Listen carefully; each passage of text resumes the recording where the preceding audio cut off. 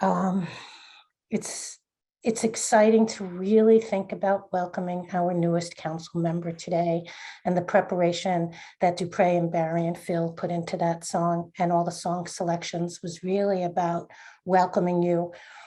When I thought about it this morning, I was like, I wish we were in person and we could dance around you. I know Dupre would probably say, get up and dance, and we would dance you up to the podium.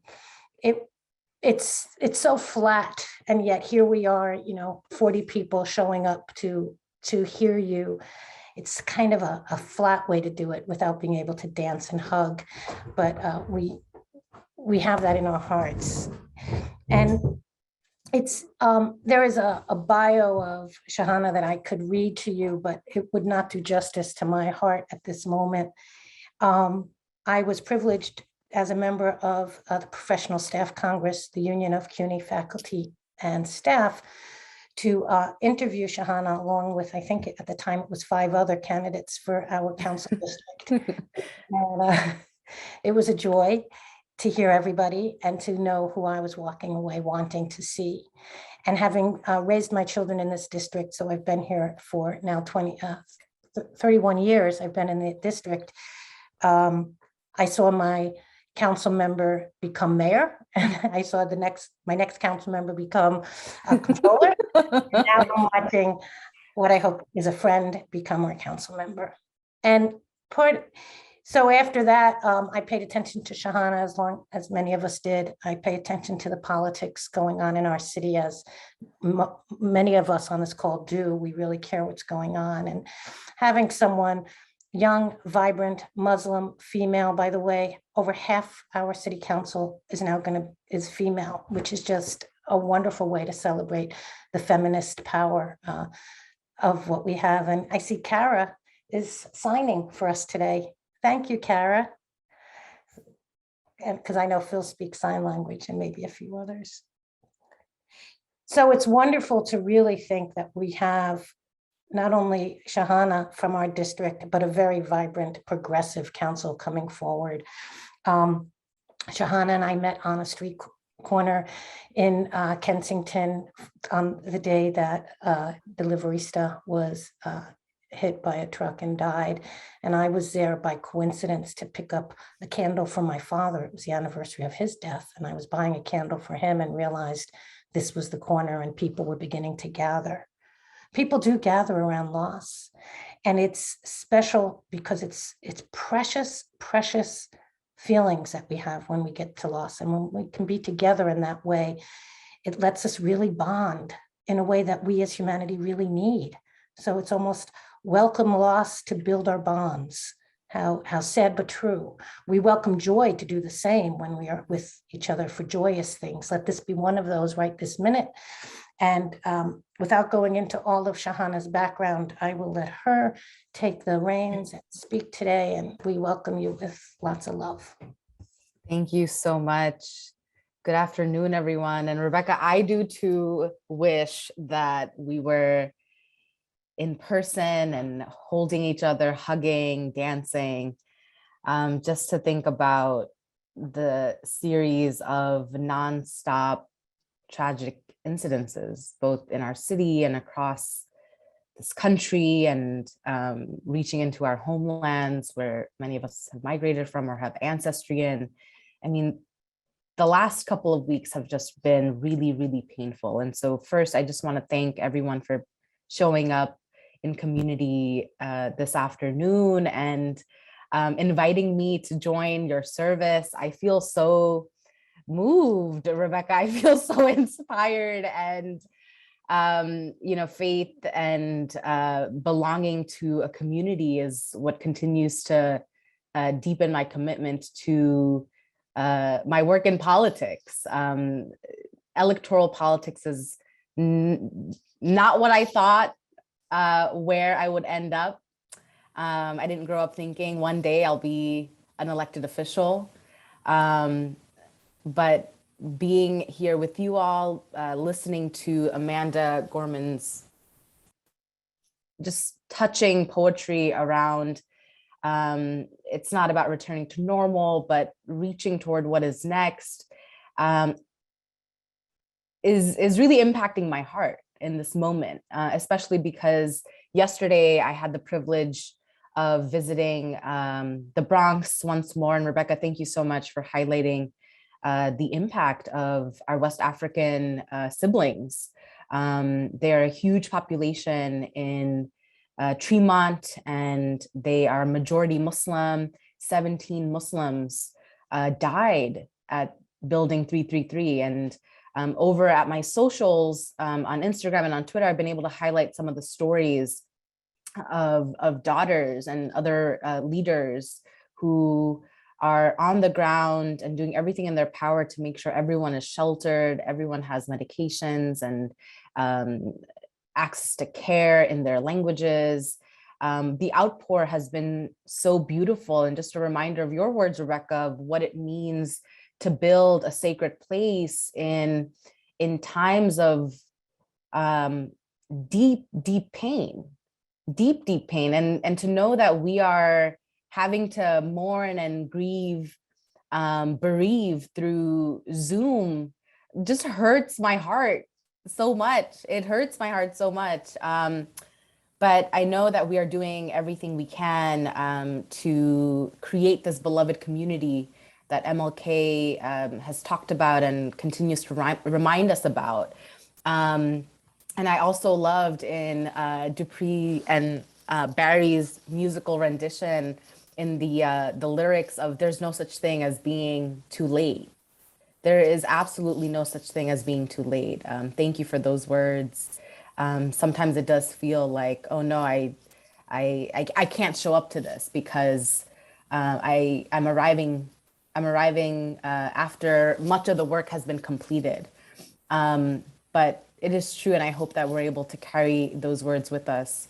So again, just really appreciative. I just wanted to extend my appreciation, Rebecca, for your friendship. I know that every time we've been able to connect has unfortunately come after such tragedy. Even our just sharing space together at the corner of Caton Avenue after the Delarista's death, just a reminder of like what's needed in this moment of supporting worker cooperatives and equity for workers to have dignified workplaces, and for allies, for us to show up and to be advocates of the people who continue to experience the most loss because of structural inequities in our city.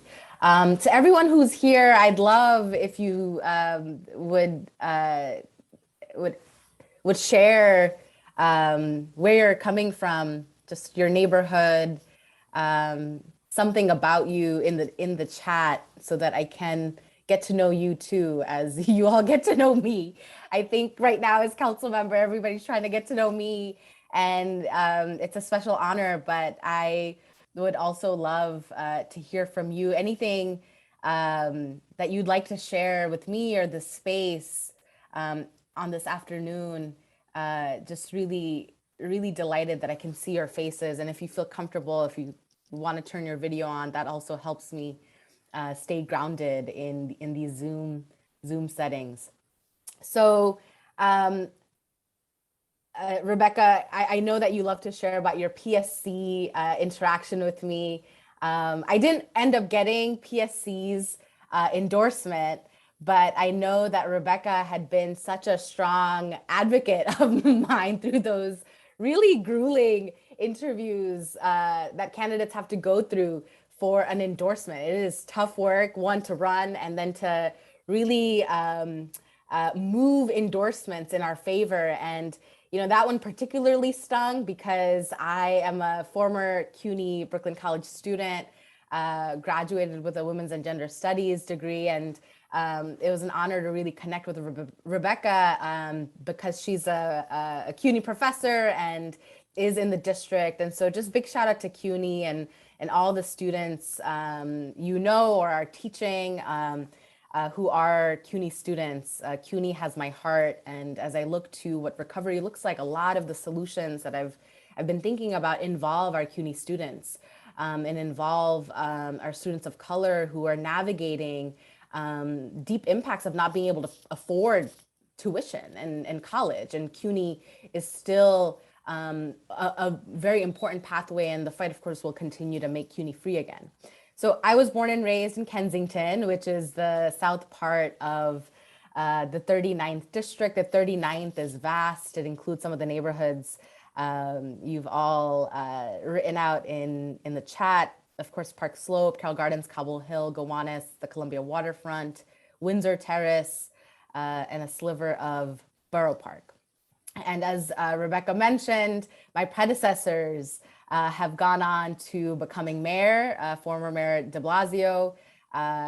Last predecessor has gone on to becoming our city's controller. I have no idea what the future holds for me, but right now I feel deeply blessed that the people of the 39th, including folks who were not eligible to vote, showed up in such a vast way to lift me to the seat. So I feel honored, and I take this role so incredibly seriously and with a lot of responsibility and just deep gratitude for everyone who voted. We had some of the highest voter turnout in the entire city.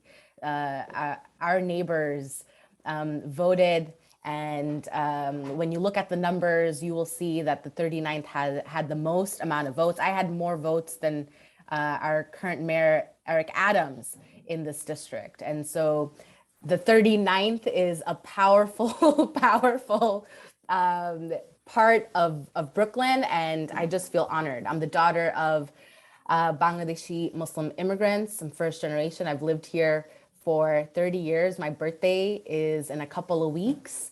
And Brooklyn is where I've planted deep, deep roots to build community power. I'm the first Muslim woman elected to city council in New York City.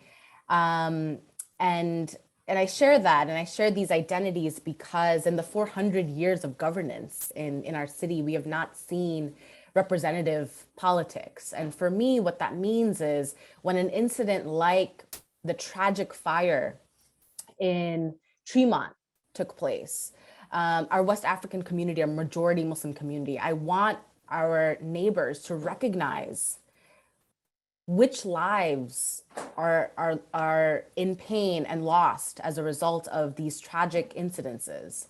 The fire took 17 Black Muslim lives. And for us to recognize our neighbors, where they've migrated from, where they've been able to build joyful community.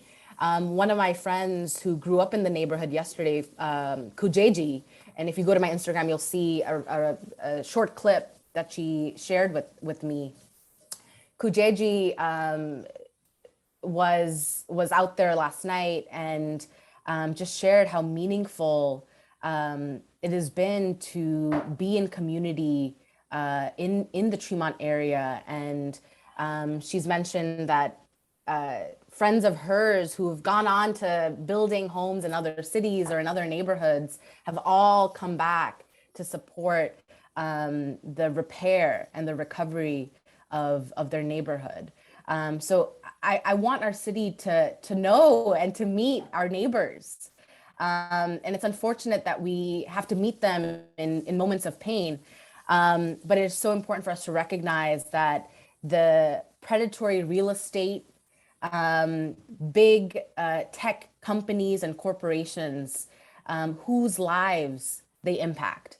And I think in the 39th, we have a deep responsibility as a district that is, in comparison, an affluent, one of the more affluent districts in the city, for us to build deep ties of alliance and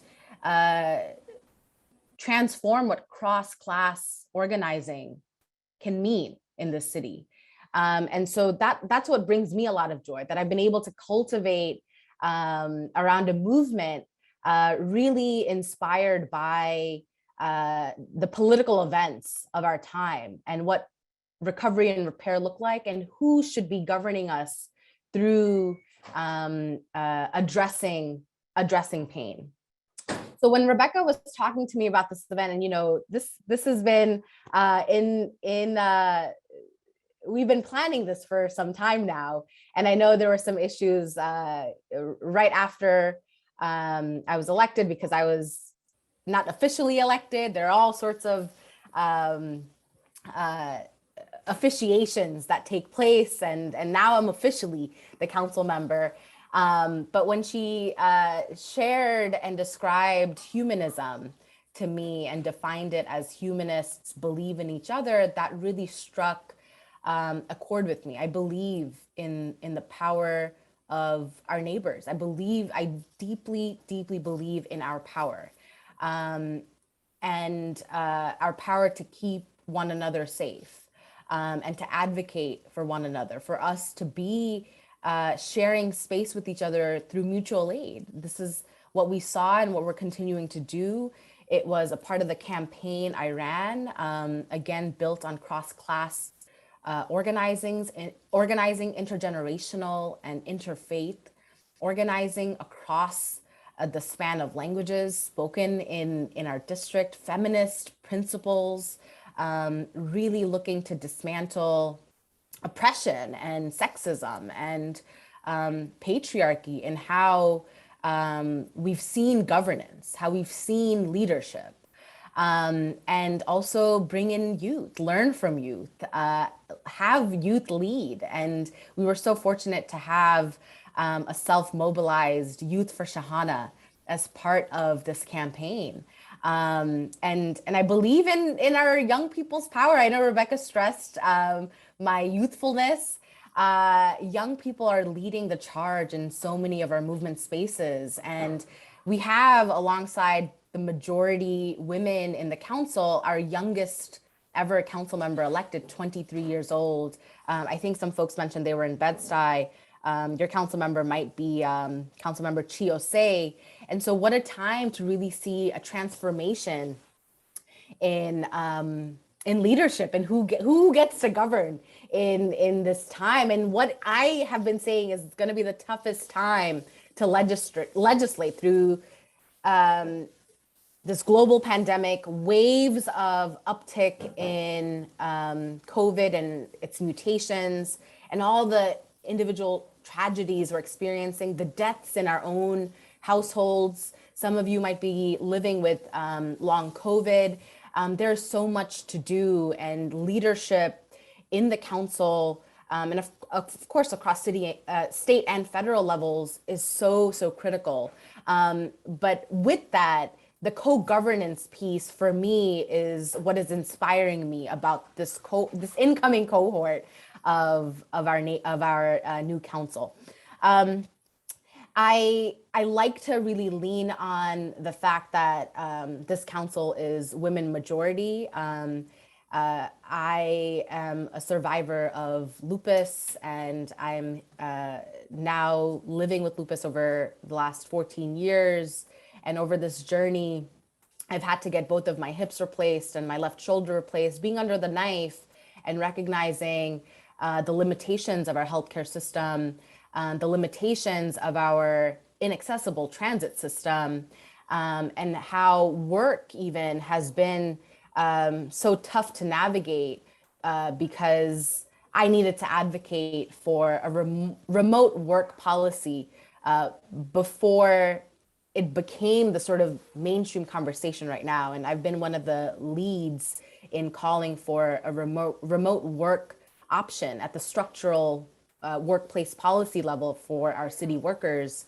The city needs to be a champion for our most vulnerable. The city needs to be a champion and prioritize women, queer, trans folks' safety in all realms, committed to a care-based economy, recognizing in particular women's paid and unpaid labor. We have a real strong opportunity to enact universal childcare. Women bore the brunt of COVID. Working women bore the brunt of COVID. And we must enact universal childcare. And so it gives me a lot of joy to anticipate all the good that I'll be able to bring with the new tools I have, but also because of the community leading with me. And that part is absolutely important. I appreciate the framing of the fierce urgency of now and the fire in Tremont, the surge in Omicron.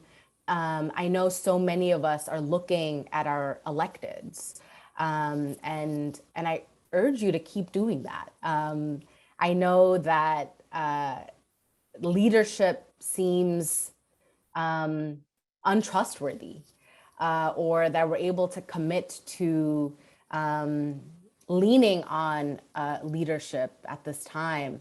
But I want to reiterate that, at least in Brooklyn, I mean, I can't speak for the other boroughs, but at least in Brooklyn, I feel a lot of hope with the incoming members, and recognizing council members Alexa Velez, our neighbor in Red Hook Sunset Park, to Chiosei and Bed-Stuy, to Crystal Hudson, to Rita Joseph,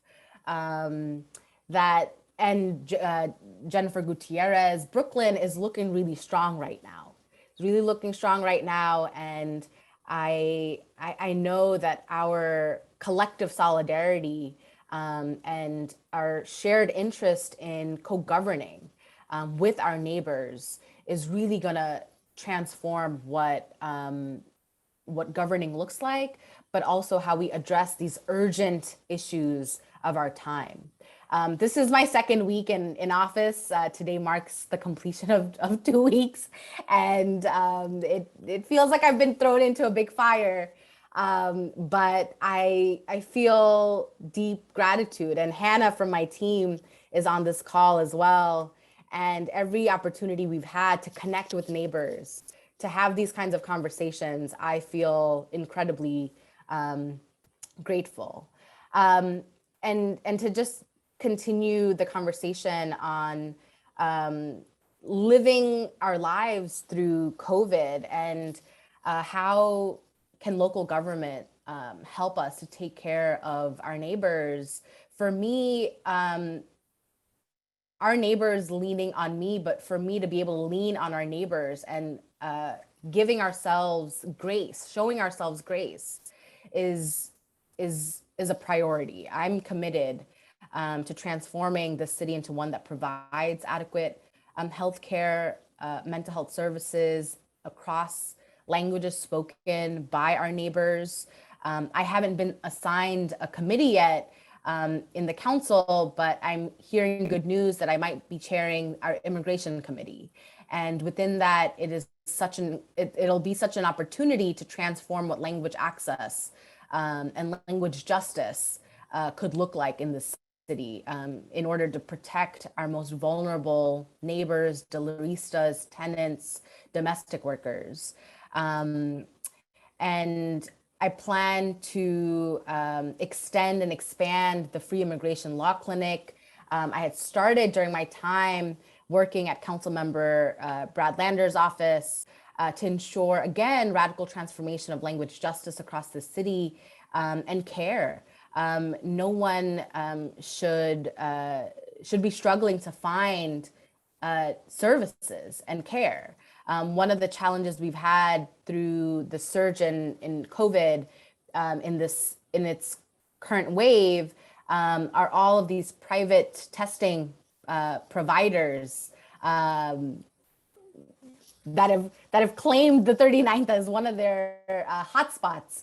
And while the Attorney General's office has been super on top of addressing some of the concerns I've had and investigating private healthcare providers like LabQ and CareCube or Rapid NYC, I am doing everything I can to make sure that we bring in our city's health and hospitals testing facilities. And if you are receiving emails from me, every week we'll be updating the status of our public health care access.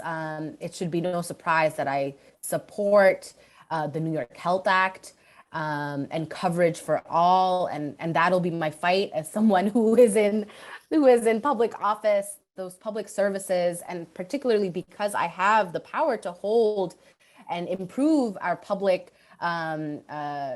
services. That'll be my call. But for folks who are getting tested and have gotten scammed or overcharged, or it's taken 2 weeks or more to receive your results, keep us posted. Hannah will share where you can send that information. But the healthcare piece is so critical in this moment. We have an opportunity to pass the New York Health Act, or think about the ways in which we continue providing care to folks with and without COVID.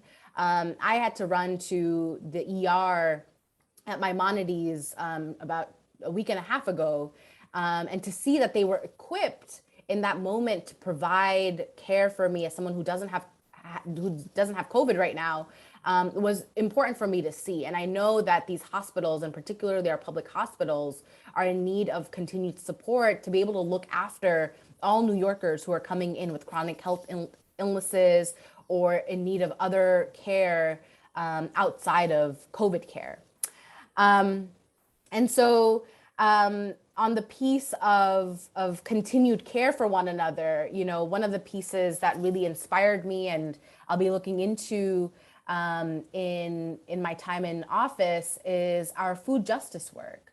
The 39th, and of course we've seen this across Brooklyn, mutual aid networks sprung up everywhere. We have so many community fridges, and I'm in favor of making sure that the community fridges are there next to bodegas, and that the council can find a way to support the communities that want to continue doing food justice work. And that is also support for community gardens that have begun to cultivate produce and are looking to partner with neighborhood organizations to keep our neighbors fed. And that at the council level, while providing capacity building support to groups that want to continue doing critical food justice work, the other piece that's important to me is just general food production and how our farm workers are being treated, and their rights as farm workers across our state. And that's an exciting pathway for me to jump into right now, as we make our city one where no one is food insecure. There is no reason for anyone to go starved in this city. And so I'm appreciative of every single one of you for any contribution you've given to mutual aid networks or delivering groceries to your neighbors. That is really the way in which I see a liberated and sacred community building. And the question of how do we lead when our neighbors don't have the basics? How do we lead when there are shortages in government? And the complexities of having, changed administrations from the Trump era into this Biden era, and trying to bring in adequate funding for our state and for it to trickle down into our city to ensure everyone is fed. That work for me is one that's going to be ongoing. And paired with it, also, how do we look after our small mom and pop restaurants? I have really taken notice of all the restaurants, particularly in the 39th. I'm a big foodie, and want to support our restaurants in district, but also lift up the work that food workers are doing at this time. And that is a real highlight for us to recognize and honor the work deliveristas have been doing over the course of the entirety of this pandemic. And then thinking about social housing. I mean, it's not just food that was unavailable to our neighbors, but also housing insecurity. Today, the eviction moratorium dissolves. It is phasing out. And while I've been vocal, and as have other colleagues, vocal about supporting and ensuring that our neighbors don't get unjustly evicted from their homes, we have to think about ways of social housing, ways to push out for-profit developers. The council has some jurisdiction over the kinds of housing that gets built, what kind of developers we support. But for me, this conversation is about community land trusts. And we shouldn't erode the community organizing and the radical basis of CLTs, which the city council in its past has supported. So I look forward to supporting organizations like the New Economy Project that have been at the forefront of transforming our city's housing stock. And so I'd like to wrap up here. I know we wanted to give some room for questions, and I didn't realize that the time it's already noon. But I want to call you all into an action. We're leading participatory budgeting. This is where our neighbors have a direct line with how city dollars get spent, how the budget I'm allocated annually, how that money should get spent to support our neighbors, to make our streets and parks more accessible, how we support the good groups that have done effective work to continue to build their capacity and provide programming to young people, to older adults, and to women. And one of the projects that I'm really excited by that was that one is the diaper pilot project, where we are bringing in 100,000 diapers across the district. And this is just one micro project that can be a precedent for how we continue to build a caring city, how we build a caring infrastructure. And this was an idea that our neighbors brought together. And so I've talked about a lot of issues. I am looking forward to the work that lies ahead for all of us. We are in this work and in this fight, in this movement together, to be good listeners of each other, to extend a hand, to extend our love and compassion in every single conversation, and to build a politics of radical care and compassion. It's why I ran for city council. It's the most municipal block by block role in our governance.